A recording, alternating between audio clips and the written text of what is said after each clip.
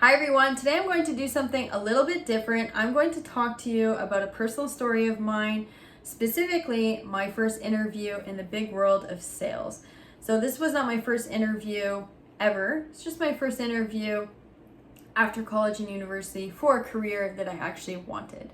So after I did the phone interview, which is just basically a phone interview to check the boxes, can you work in Canada?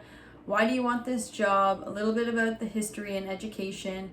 And then they set you up with the second interview. So this second interview, when I finally got called and I had a date, I ran out to the store, bought a $50 suit. I know $50 suit sounds very cheap, but it did the job that it needed to do at the time. And I would recommend you as well to get some business clothes that make you look the part. And if you get the job after, then you can invest in a wardrobe after that.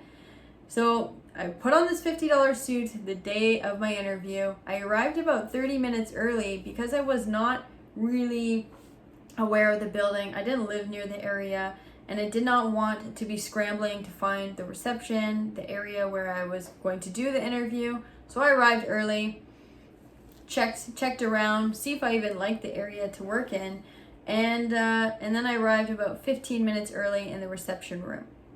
When I got in the reception room, that is when the nerves started coming in, and I'm sure if I had one of these watches, my heart rate would have said like 130, my hands were sweaty.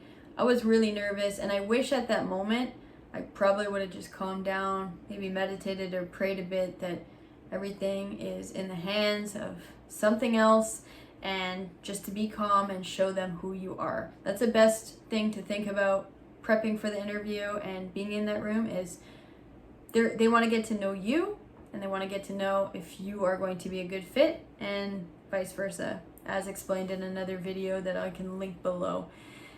So when I finally got called in, a gentleman came in and shook my hand and welcomed me for the interview.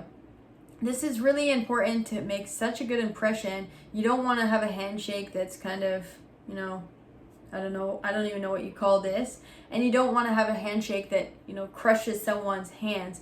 You want to have a very smooth handshake because this is your first impression to your hiring manager. You want to make a good one. You don't want to not be professional in this moment. So once I got to the room, kind of went a little bit dark and blank and blurry, but some of the questions were, what are some challenges? What are some weaknesses? What's a strength that you have? Are you good at time management? And then lastly, probably if you're a seasoned salesperson, the question was, sell me this pen. And there's no exact way to answer this question. I would do a lot of research on how you want to answer this question. But the biggest thing you want to know about why to sell this pen is, do you need a pen? Or what are your pains without having this pen? And if the customer cannot survive without this pen, or there's no problem to solve with this pen, then they probably don't need it. Some organizations will also ask you, sell me a conference room, sell me this garbage can. It's all the same types of questions, and they all are expecting similar answers, but you really can only find out about this pen and the pen needs and acing this question is listening and asking questions to the customer. That is what they're checking for an entry-level position. Are you going to be able to have common sense to talk to customers? Are you going to be coachable? Are you going to ask for feedback and want to grow your career? This is really what they're looking for. And so after the interview, I remember emailing, and I still have the email that I will share in the blog of the email that I wrote the hiring manager, of thanking them for the opportunity and hoping that I would have, some next steps or a second interview.